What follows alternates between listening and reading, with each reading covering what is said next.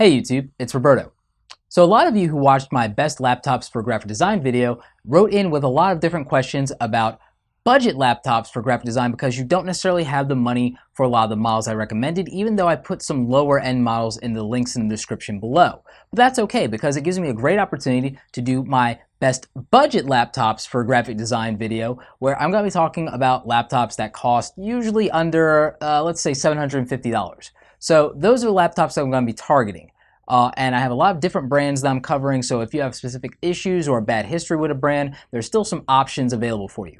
What I will say is, unfortunately, because of the price point that we're talking about, there will be no Apple products on this list. I'm sorry, that's just the way it is. Apple is a premium brand, they're not a budget brand, so there will be no laptops available for that. What I will recommend under $750, if you still want a Mac experience but you're only doing photo editing, is you can use the Photoshop Mix and the Lightroom apps that are mobile for the iPad, and you can definitely get an iPad for under $750. In some cases you can get an iPad for under $500, and it will be compatible with Lightroom Mobile, Photoshop Mix, and the other programs that go along with that, Photoshop Touch, etc. So if you just want to do Photoshop work and photo editing, those are definitely options for you if you still want to be an Apple user for under $750 or under $500. Moving right along though, we're going to be covering laptops from HP, Dell, Toshiba, and one of my personal favorites, Asus. Now, speaking from personal experience, I've been using for about maybe 3 years now an Asus laptop. Is an older model. It's not even using i3, i5, or i7. It's using Pentium B processors, and the thing is, up until using the iMac, I was still doing most of, and still do most of, my heavy lifting for all my graphic design stuff on that particular laptop, especially with how mobile I have to be. Going to client meetings or going to events like Dragon Con, I'm just buzzing around all the time. So the thing is, I don't get to use this iMac except when I'm sitting down to do serious photo editing, doing the Photoshop tutorials, and doing some other types of work. But many of you may remember my older Photoshop videos, and I was doing those on the Asus laptop just fine. And that's where I was doing majority of my work for the longest time. So you can buy a laptop for under $500. It can be a non-Apple product, and it can get the job done just fine. Let's talk about the requirements for a budget Photoshop laptop real quick. So because you're working on a budget and you've got maybe, between $500 and $700 at max to spend, you're going to have to give up the notion of having a dedicated video card for the most part. There are exceptions. Some gateway laptops still have dedicated video cards in that price range. The laptop that I was using prior to the Asus was one of them, but the trade-off was RAM, but you can upgrade that on its own without necessarily having to buy the RAM you need. I did that with my Asus as well. It came with 6 gigs, I upgraded it to 8. Hard drives. One of the things you're going to give up with the cost is going to be hard drive space and hard drive speed, and that can be okay. Depending on the type of Photoshop or Lightroom work you're doing, maybe you don't need a huge laptop hard drive anyway, and you might be using an external drive to store your images on when you're processing them in the first place, or as a backup or what have you. So maybe you don't need to keep a bunch of files on your actual laptop. However, if that is a consideration for you, even working within a budget, you're still going to usually get just between 500, 700 gigs. In some cases you'll get a terabyte, just because that kind of space is an expectation now and it's the standard. What you won't get is an SSD drive, but in most cases you can swap out the optical bay, since we're using those a lot less now, for an SSD drive on your own for probably under $100. So definitely feel free to do that to just up the game of your budget laptop and get the most out of it. Speaking of upgrades, RAM is something you're probably going to want to upgrade. At the budget price, a lot of times you'll get between 4 and 6 gigs of RAM, occasionally get 8 at this price point. I recommend getting as much RAM as possible, but if your laptop does not come with 8 gigs of RAM, which is what I'm going to recommend, don't worry. You can still get by and do great Photoshop work with 4 gigs or 6 gigs. It's not a problem. I've done it before. It just depends on how you're working, how you do your settings, and I'll do a whole another video on optimizing your performance in Photoshop, but just know that you can get by with 4 gigs. And if you're doing Lightroom specifically, you can get by with 4 gigs. It's just going to be a little bit of an issue when you're exporting hundreds of files. You'll have to wait and you can't keep editing, but maybe you just adapt your workflow to compensate for that if you're on a budget, and hopefully if you're taking those kind of photos, eventually you'll be able to afford something better. But most laptops can be upgraded to 8 gigs. You just have to make sure that you do a check on your particular laptop to make sure you know what the maximum capacity of the motherboard is. In lucky cases, if you have a $700 or $800 laptop, which is the top end of this video, then maybe your laptop can even be upgraded to 16 gigs of RAM. I doubt it based on the price point, but there are exceptions to that rule. So just make sure you're doing your homework and you know what the scalability of your specs are. You can usually find this information with a Google search, or sometimes it'll be provided in Amazon or Newegg or wherever you're shopping. So let's move on to processors. Like I said, I'm running a Pentium B on that laptop, which means that it's dual core and it does not have 4 threads. So it's not simulating quad core. Most of your laptops today, if they're an i5 processor, are going to be doing exactly that. If you're running an i3, then you're still probably only going to have 2 processor threads. i7 is usually quad core with up to 8 threads. So it's as if you have 8 processors. So when you're doing that, know that Photoshop is a processor intensive program, and the better processor you have, the better it's going to be. But understand that you can get by with fast dual core processors. Photoshop only more recently started taking advantage of multiple processor cores and threads. That's a new development in CS6 and in version CC. If you're using an older version of Photoshop, you can have the beefiest processors you want, and Photoshop won't take full advantage of it. So if you're using an older version of Photoshop, upgrading your hardware is not really going to help you that much compared to just using a newer version of Photoshop with that hardware. That's why there's such a push for people to go to at least CS6 or Creative Cloud. Again, whole nother video. But know that you can get by. In terms of processor speed, you want to be as close to or above 2 gigahertz processors as you can. But if you're not, don't stress about it if you're at 1.8. Again, marginal gains there. I would avoid going down to something like 1.4 if you can help it, but whatever you can afford is what you can afford. Just learn to make the most of it and learn to just be better and faster at what you're doing to compensate for the speed of the computer. So with that shopping advice in mind, here are going to be my personal recommendations in terms of budget laptops you can get for Photoshop. Again, links to these probably on Amazon or Newegg are going to be in the description below. So if you want more detailed information on these particular laptops, make sure you check that out. Now, again, disclaimer, none of these brands are paying me to advocate their products. I'm advocating them either due to personal experience, recommendations from people I trust, or extensive research that I've done online.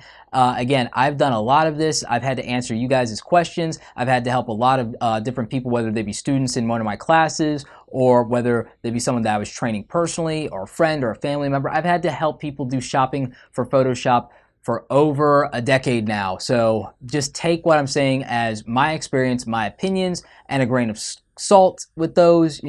That's just what it's going to be. I'm not purporting to be an expert in this, but you know what my background is. You've watched the videos. You know how I do my work. I've talked about it extensively, so just take it for what it is. If you disagree, I'm sure you'll let me know in the comment section below or with a personal message. If you have something positive that you can contribute in terms of a recommendation of your own, feel free to leave that too. We all want all the help we can get to grow as artists and as professionals in creative services. Blah, blah, blah, blah, blah, blah, blah. Disclaimers, disclaimers, disclaimers. All right, moving on.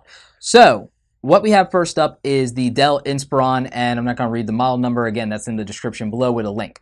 Bottom line is, the Dell Inspiron that I'm talking about is a 15-inch i5 dual-core laptop that cost only $564.77 on Amazon as of the making this video. Link in the description below. It has 8 gigs of RAM and 1 terabyte of space, and the processor speed, I believe, is 1.8 gigahertz. This is the overall bang for the buck laptop that I'm going to recommend. I'm leading with that. And though some of you may have had previous experiences with Dell, are wondering what I'm talking about here, and of course, how could he recommend that? Look, that was a long time ago, and I know plenty of people have been using Dell since then, and the product has really improved, and I feel that on another level, their products are comparable to, in terms of hardware and specs for the price, that a lot of their stuff is comparable to Apple if you want a Windows experience or need a Windows experience versus an Apple Mac OS experience. So if you're not going to be an Apple Mac user,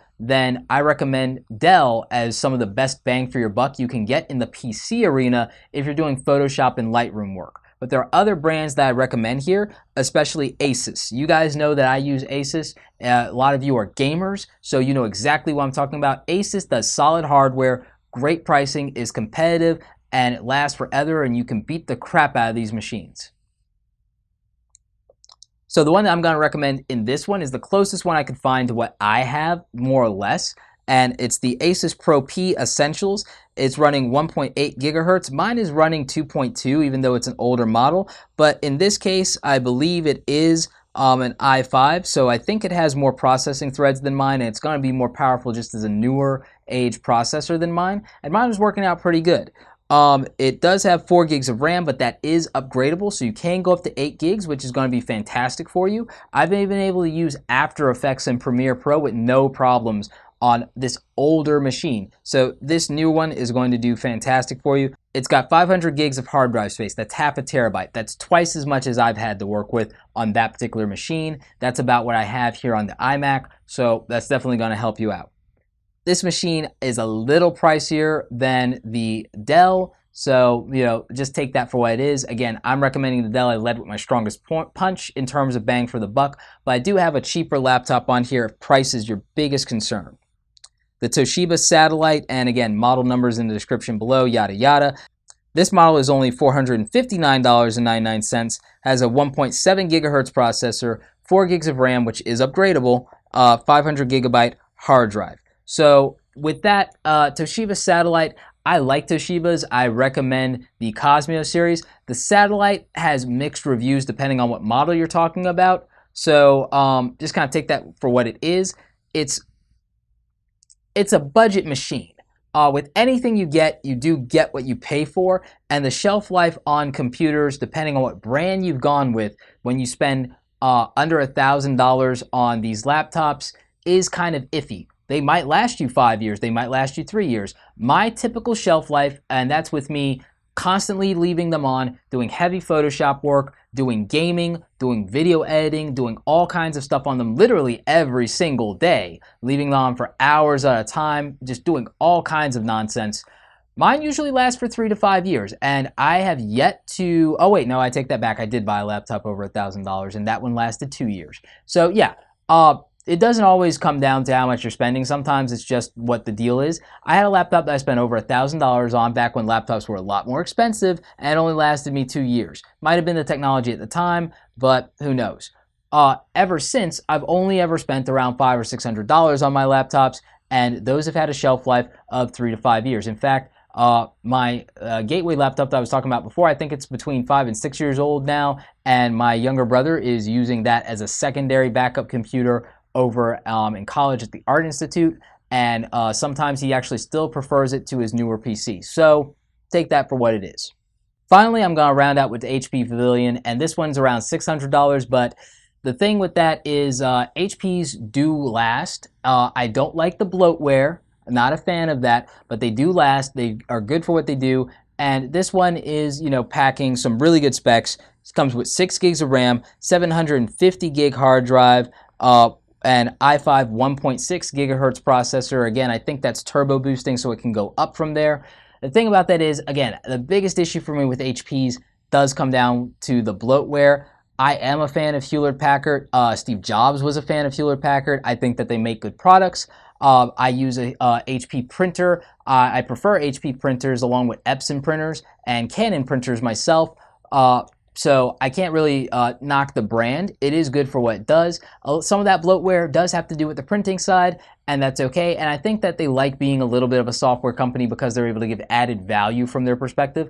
I just don't necessarily use that software, so for me, it's bloatware. For you, it might be actually really helpful. So if you don't have any issues with that, then it's definitely a good laptop to have on this list. Now, there are some other great brands that I recommend that I've talked about in previous videos. I just didn't have time to cover them in this one, and I have left links in the description below to cover some, an Acer model that I like, as well as a Gateway model. You guys know that I've used Gateway in the past. I have mostly nothing but good things to say about them. Anyway, my point is, there are a lot of great brands out there. Pick what you're comfortable with, pick what you know or what someone that you trust recommends. I'm trying to be that person for you with this particular video. I've given you some of my thoughts on what you should be looking for. I've talked about this in other videos as well. So make sure that you check those out. Just make sure that when you're buying anything that you know as much about the product and the brand as possible, and you really think about how you're using it. If you're a heavy Photoshop user like me, again, you're going to need to prioritize your processor and your RAM. Video card is not nearly as important as a lot of people say it is. Yes, Photoshop can take advantage of it now, but you'll rarely be doing that if you're doing basic photo editing. Much less so if you're primarily a Lightroom user. In fact, if you are a Photoshop or Lightroom user, you can even go cheaper than $500. You can do this work on a netbook. It is actually possible to do that. Do I recommend that as the best way to work? No. But if that's what your budget demands, you can make it work and you can still get great results. You can still have a great editing experience and get the work you need done. Anyway, I hope you guys enjoyed this video. I hope I allayed some of your fears or some of the myths about budget laptops with regard to Photoshop and Lightroom. Again, get what you need. You can get by on 4 gigs, you can get by on dual core, you can get by on older hardware, and it will work out just fine. I can vouch for that. I'm a primary example. Anyway, like this video if you like it. If you have questions, leave them in the comment section below. And as always, you guys, thanks for watching.